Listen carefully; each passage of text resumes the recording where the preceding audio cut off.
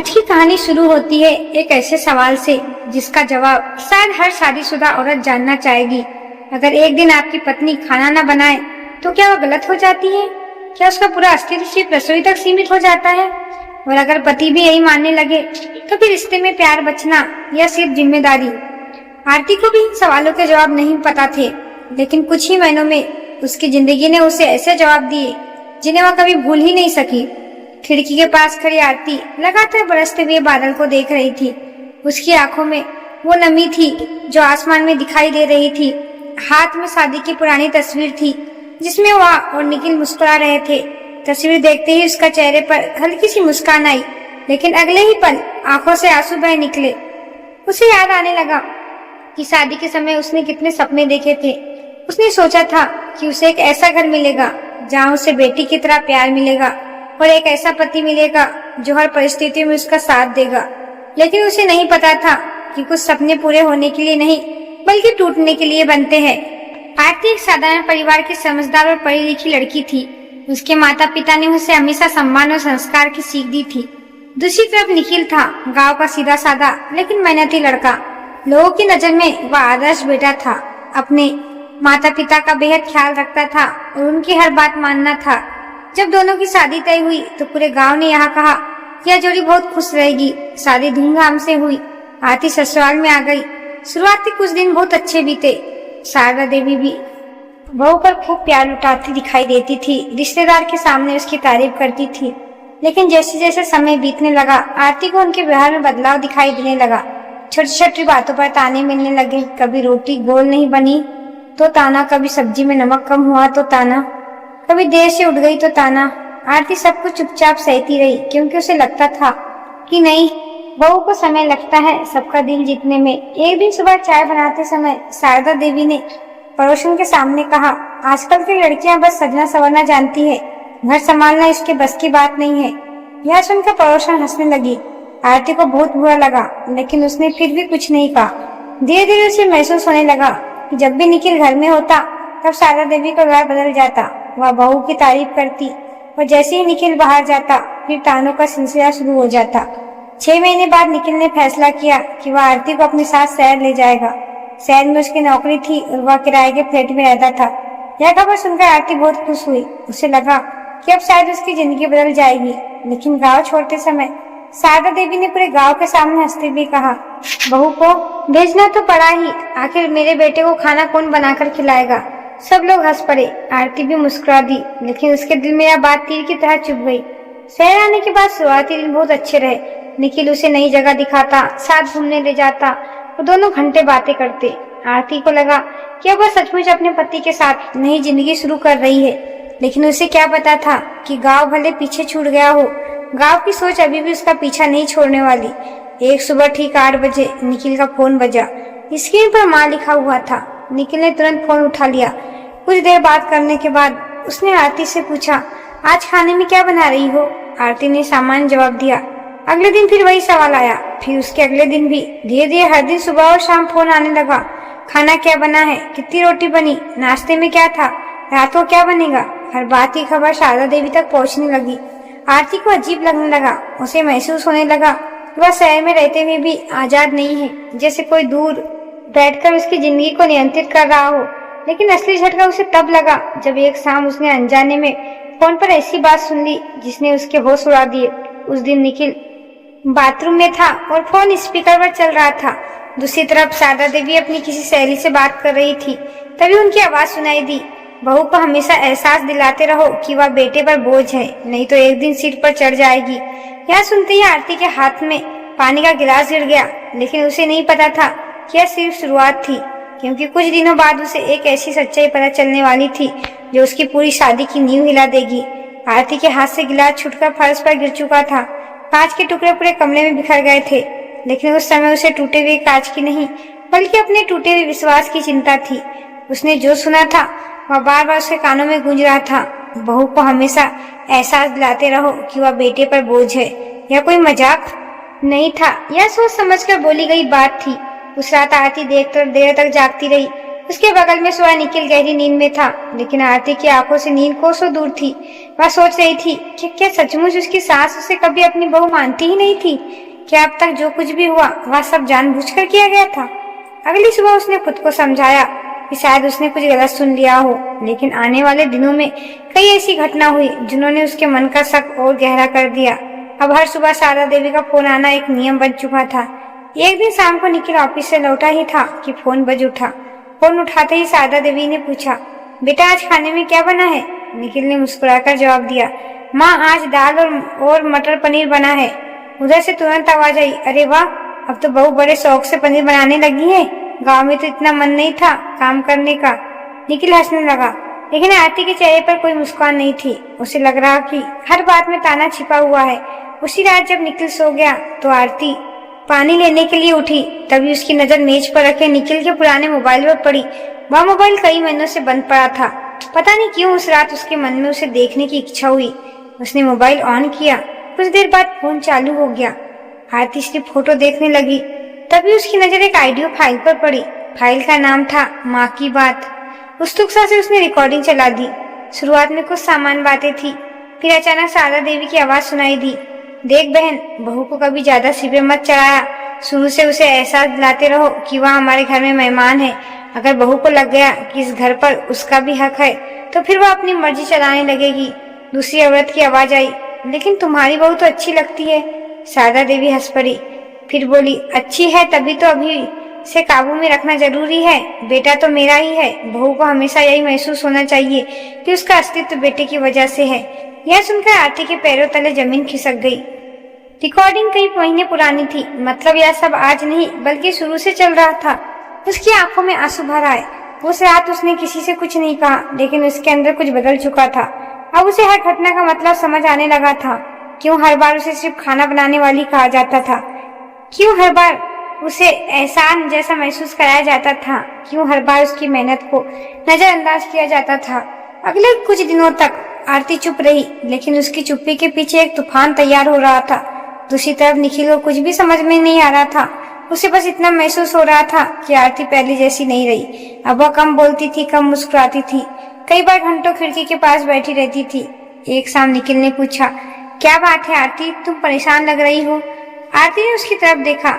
वह चाहती तो उसी समय सारी रिकॉर्डिंग सुना सकती थी, लेकिन उसने सिर्फ इतना कहा, अगर किसी इंसान को हर दिन यह एहसास दिलाया जाए कि उसकी कोई कीमत नहीं है तो क्या वो खुश रह सकता है? निखिल हंसकर बोला, तुम भी ना कितनी अजीब बात सोचती हो। यह सुनकर आरती का दिल और टूट गया। उसे समझ आ गया कि समस्या सिर्फ उसकी सास में नहीं है। असली समस्या यह थी कि उसका पति उसकी भावनाओं को समझना ही नहीं चाहता था। लेकिन किस्मत ने अभी एक और बड़ा झटका उसके लिए संभाल कर रखा था। अगले रविवार को जब निखिल नहा रहा था तब उसके फोन पर एक मैसेज आया। मैसेज देखकर आरती के चेहरे का रंग उड़ गया, क्योंकि वह मैसेज किसी अनजान नंबर से नहीं बल्कि उसकी सास शारदा देवी के नंबर से आया था। और उस मैसेज में जो लिखा था उसे पढ़कर आरती को पहली बार लगा कि शायद इस घर में उसके लिए कोई जगह ही नहीं है। आरती की नजर जैसे ही उस मैसेज पे पड़ी उसके हाथ कांपने लगे। वह कुछ सेकंड तक स्क्रीन को देखती रही। उसे अपनी आंखों पर विश्वास नहीं हो रहा था। मैसेज में लिखा था, बेटा ज्यादा सिर पर मत चढ़ाना उसे। आजकल की लड़कियां थोड़ी सी छूट मिलते ही अपने आप को घर की मालकिन समझने लगती है। याद रखना, बहू को हमेशा जिम्मेदारियों में लगाए रखना। खाली दिमाग बहुत जल्दी बदल जाता है। मैसेज पढ़कर आरती का दिल बैठ गया। उसे समझ नहीं आ रहा था कि आखिर उसने ऐसा क्या किया था कि उसकी सास हर समय उसके बारे में इसी तरह सोचती थी। तभी बाथरूम का दरवाजा खुला और निखिल बाहर आ गया। आरती ने जल्दी से फोन वहीं रख दिया। वही नहीं चाहती थी कि अभी कोई बहस हो, लेकिन उसके अंदर जमा दर्द अब धीरे धीरे गुस्से में बदलने लगा था। दिन बीतते गए। अब आरती हर दिन खुद को पहले से ज्यादा अकेला महसूस करने लगी। सुबह से रात तक वह घर के सारे काम करती, निखिल के लिए नाश्ता बनाती, टिफिन तैयार करती, घर संभालती और फिर शाम को उसके आने का इंतजार करती। लेकिन बदले में उसे धन्यवाद तक नहीं मिलता। अगर कुछ मिलता तो सिर्फ सलाह, आदेश और ताने, कभी सास की तरफ से, कभी पति की तरफ से। एक रात अचानक आरती की तबीयत खराब हो गई। उसके सिर में तेज दर्द था और शरीर बुखार से तप रहा था। पूरी रात वह करवट बदलती रही। कई बार उसकी आंखें खुली, लेकिन निखिल गहरी नींद में सो रहा था। सुबह होने तक उसकी हालत और खराब हो चुकी थी। जैसे तैसे वह बिस्तर पर लेटी रही। सुबह 7 बजे निखिल की आंखें खुली। उसने घड़ी देखा और घबरा कर उठ गया। ऑफिस जाने का समय हो रहा था। उसने रसोई की तरफ देखा, वहाँ कोई हलचल नहीं थी। फिर उसने आरती को आवाज दी, आरती उठो, देर हो रही है। आरती धीमी आवाज में कहा, निखिल मेरी तबीयत बहुत खराब है, सिर फटा जा रहा है, आज मुझसे नहीं हो पाएगा। निखिल कुछ पल उसे देखता रहा, फिर बोला, तो मेरा नाश्ता कौन बनाएगा? ऑफिस में लंच क्या ले जाऊंगा? आरती को यकीन नहीं हो रहा था कि उसकी हालत देखकर भी निखिल का पहला सवाल नहीं था। उसने फिर कहा, आज बाहर से खा लेना या कुछ आसान सा बना लेना। निखिल का चेहरा उतर गया, मतलब अब मैं सुबह सुबह खाना भी बनाऊं? तुम पूरी रात सोई हो, इतना भी नहीं हो सकता कि 2 रोटी बना देती। आरती के दिल में जैसे किसी ने चाकू घोंप दिया हो। वह दर्द में थी, लेकिन उसने ज्यादा तकलीफ उसे निखिल की बातों से हो रही थी। तभी निखिल ने झुंझलाते हुए कहा, सच कहूँ तो माँ सही कहती है, जब आए दिन कुछ ना कुछ परेशान रहती है तो गाँव चली जाओ, वहाँ रहकर माँ पिताजी की सेवा करो, यहाँ रहकर क्या फायदा। यह सुनते ही आरती बिल्कुल शांत हो गई। इस बार उसने कोई जवाब नहीं दिया। निखिल अपना बैग उठाकर ऑफिस चला गया। दरवाजा बंद होने की आवाज पूरे घर में गूंज गई। कुछ सेकंड तक आरती वहीं बैठी रही, फिर उसकी आंखों में आंसू बहने लगे। आज पहली बार उसे महसूस हुआ कि शायद इस घर में उसकी जरूरत सिर्फ तब तक थी जब तक वह काम कर सकती थी। उसकी बीमारी, उसका दर्द, उसकी भावना किसी के लिए मायने नहीं रखती थी। वह घंटों रोती रही। फिर अचानक उसकी नजर दीवार पर टंगी शादी की तस्वीर पर गई। तस्वीर में मुस्कुराता हुआ निखिल उसे अजनबी लग रहा था। उसी समय उसके अंदर एक फैसला जन्म ले चुका था, ऐसा फैसला जो उसकी जिंदगी बदलने वाला था। दोपहर तक उसने अपने कुछ कपड़े बैग में रख लिए, फिर अपने भाई आदित्य को फोन किया। आदित्य, उसकी आवाज सुनते ही समझ गया कि कुछ बहुत गलत हुआ है। उसने ज्यादा सवाल नहीं पूछे, सिर्फ इतना कहा, दीदी मैं हूं ना, तुम आ जाओ। फोन काटते ही आरती की आंखों में फिर से आंसू बह निकले, लेकिन इस बार ये आंसू कमजोरी के नहीं थे। ये उस इंसान के आंसू थे जिसने अपने आत्मसम्मान के लिए खड़ा होने का फैसला कर लिया था। अगले दिन सुबह निखिल ऑफिस चला गया। उसके जाने के आधे घंटे बाद आरती ने घर का दरवाजा बंद किया, चाबी टेबल पर रखी, एक छोटा सा पत्र लिखा और बिना पीछे देखे वहां से निकल गई। शाम को जब निखिल वापस लौटा तो घर में सन्नाटा था। टेबल पर रखा पत्र देखकर उसके कदम रुक गए। उसने हाँफते हाथों से कागज उठाया। उसमें सिर्फ एक लाइन लिखी थी, जिस घर में इंसान की कीमत उसके काम से तय हो, वहाँ रहना मेरे लिए संभव नहीं है, मुझे मत ढूंढना। यह पढ़ते ही निखिल के चेहरे का रंग उड़ गया। उसने तुरंत फोन मिलाया, लेकिन फोन बंद था। उस समय उसे अंदाजा भी नहीं था कि आरती सिर्फ घर छोड़कर नहीं गई थी, वो अपने साथ एक ऐसा सच भी ले गई थी जो कुछ दिनों बाद उसकी पूरी दुनिया हिला देने वाली थी। आरती के जाने के बाद पहली बार निखिल को अपने घर का सन्नाटा डरावना लगने लगा।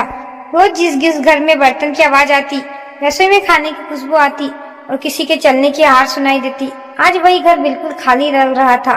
उसने कई बार आरती को फोन लगाया, लेकिन हर बार फोन बंद मिला। रात भर वह बेचैन रहा। दूसरी तरफ आरती अपने मायके पहुंच चुकी थी।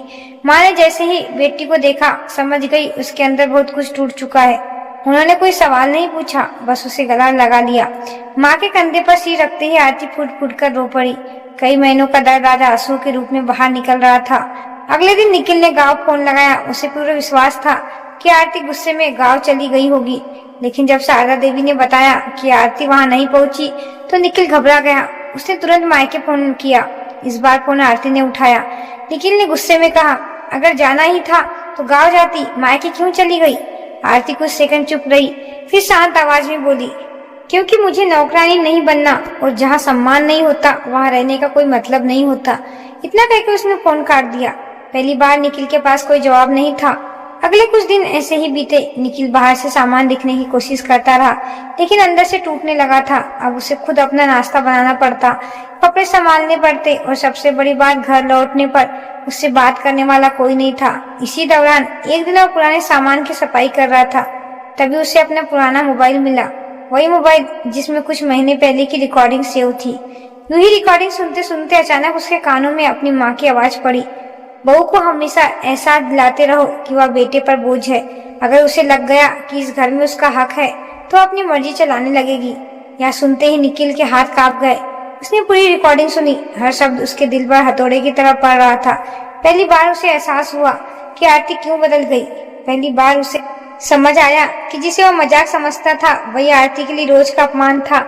लेकिन असली झटका भी बाकी था। रिकॉर्डिंग खत्म होने के बाद दूसरी रिकॉर्डिंग अपने आप चल गई। उसमें शारदा देवी अपनी सहेली से कह रही थी, मुझे डर है कि अगर बहू शहर में ज्यादा समय रही तो बेटा मेरी बात सुनना छोड़ देगा, इसलिए मैं हमेशा उसे याद दिलाती रहती हूँ कि बहू सिर्फ जिम्मेदारी है, उससे ज्यादा कुछ नहीं।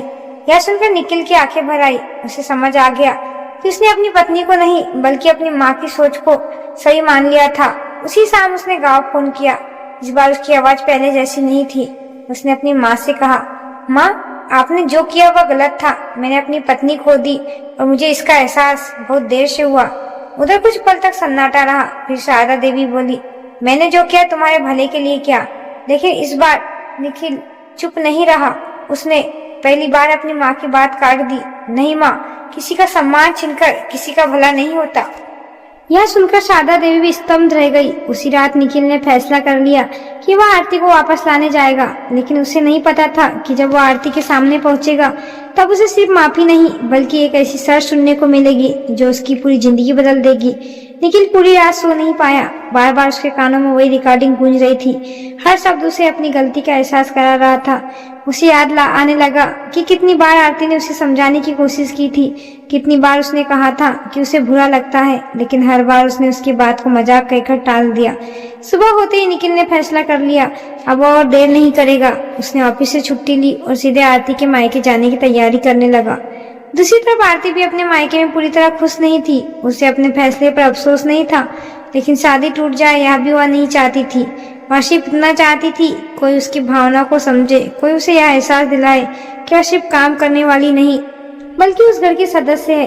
3 दिन बाद निखिल आरती के मायके पहुंच गया। अचानक उसे सामने देखकर आरती हैरान रह गई। उसने सोचा भी नहीं था कि निखिल इतनी जल्दी वहां आ जाएगा। निखिल ने धीरे से कहा, मुझे तुमसे बात करनी है आरती। बिना कुछ बोले अपने कमरे में चली गई। निखिल भी उसके पीछे चला गया। कमरे में कुछ देर तक खामोशी छाई रही। फिर निखिल ने कांपती आवाज में कहा, मुझे माफ कर दो आरती। आरती ने उसकी तरफ देखा लेकिन कुछ नहीं बोली। निखिल ने आगे कहा, मैंने रिकॉर्डिंग सुन ली है। अब मुझे समझ आ गया कि तुम किस दर्द से गुजर रही थी। मैं पति होकर भी तुम्हारे साथ खड़ा नहीं हुआ। मैंने हर बार तुम्हें अकेला छोड़ा। यह सुनकर आरती की आंखें भर आई, लेकिन उसने खुद को संभाल लिया। उसने कहा, निखिल सिर्फ माफी मांग लेने से सब कुछ ठीक नहीं हो जाता। जो दर्द मुझे मिला है उसे मैं एक दिन में नहीं भूल सकती। निखिल ने सिर झुका लिया। वह जानता था कि आरती सही कह रही है। तभी आरती ने कहा, अगर मैं वापस आऊंगी तो एक शर्त पर। निखिल ने तुरंत कहा, जो कहोगी मानूंगा। आरती ने गहरी सांस ली और बोली, अब से कोई भी मेरा अपमान करेगा तो तुम चुप नहीं रहोगे, चाहे वह कोई भी हो। पति का साथ सिर्फ खुशियों का नहीं सम्मान में भी दिखता है। अगर तुम यह वादा करो सकते हो तो मैं ही वापस चलूंगी। निखिल ने बिना एक पल गवाए कहा, मैं वादा करता हूँ इस बार मैं तुम्हारा साथ नहीं छोड़ूंगा। कमरे के बाहर खड़ी आरती की माँ सारी बात सुन रही थी। वह अंदर आई और बोली, बेटा रिश्ते भरोसे से चलते हैं। भरोसा टूट जाए तो उसे जोड़ने में समय लगता है। अगर सचमुच अपनी गलती समझ गए हो तो उसे दोबारा मत दोहराना। निखिल ने उसके पैर छू लिए। उसकी आंखों में सच्चा पछतावा साफ दिखाई दे रहा था। पहली बार आरती को भी लगा कि शायद निखिल सच में बदल गया, लेकिन उसी समय एक ऐसी बात सामने आई जिसने सबको चौंका दिया। गांव से निखिल के पिता हरिनारायण जी का फोन आया। उनकी आवाज घबराई हुई थी। उन्होंने कहा, बेटा तुम्हारी माँ सुबह से कमरे में बंद है, किसी से बात नहीं कर रही है, खाना भी नहीं खाया। यह सुनते ही सब लोग परेशान हो गए। निखिल ने तुरंत माँ को फोन किया, लेकिन उन्होंने फोन नहीं उठाया। दूसरी तरफ शारदा देवी अपने कमरे में बैठी थी। पहली बार उन्हें एहसास हो रहा था कि जिस बेटे को उसने हमेशा अपने करीब रखने की कोशिश की, वही बेटा आज हम उनसे दूर होता जा रहा है। उनके मन में डर भी था और पछतावा भी, लेकिन क्या वह अपनी गलती स्वीकार करेगी? क्या वह आरती से माफी मांग पाएगी? और क्या सचमुच यह परिवार फिर से एक हो पाएगा? इन सवालों का जवाब अभी बाकी था। उधर आरती ने भी साफ कह दिया था, वह तभी वापस आएगी जब सब कुछ साफ साफ सामने आएगा। अब फैसला सिर्फ निखिल का नहीं था, अब शारदा देवी को भी अपनी सोच बदलनी होगी।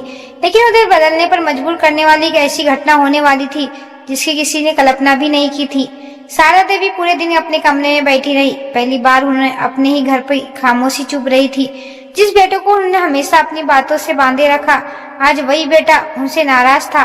शाम होते होते हरिनारायण जी ने उन्हें समझाया, गलती किसी से भी हो सकती है, लेकिन उसे मान लेना सबसे बड़ी बात होती है।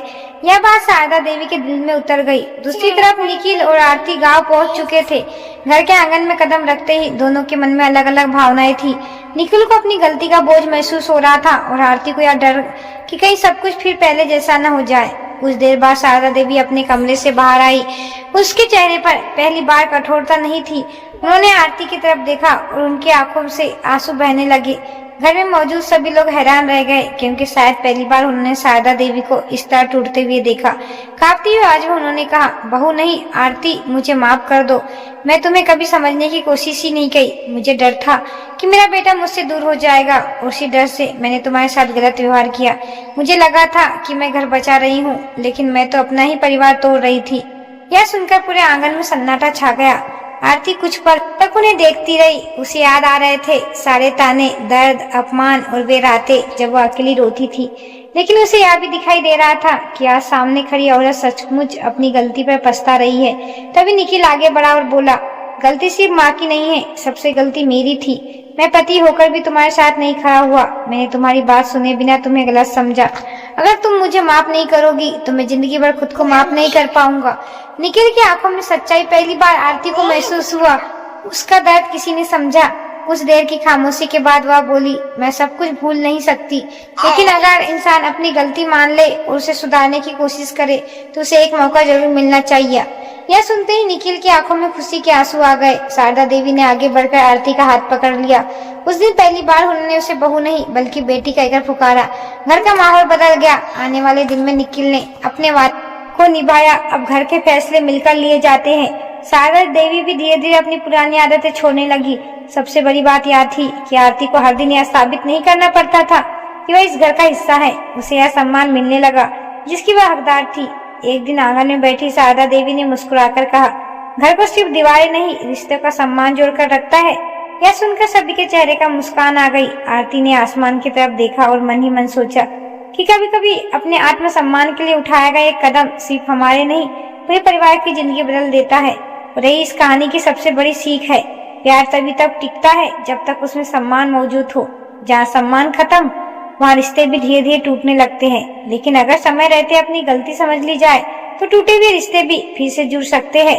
अगर आपको यह कहानी पसंद आई हो, इसे अपने दोस्तों और परिवार के साथ जरूर साझा कीजिए, क्योंकि हर रिश्ते को प्यार के साथ सम्मान की जरूरत होती है। धन्यवाद।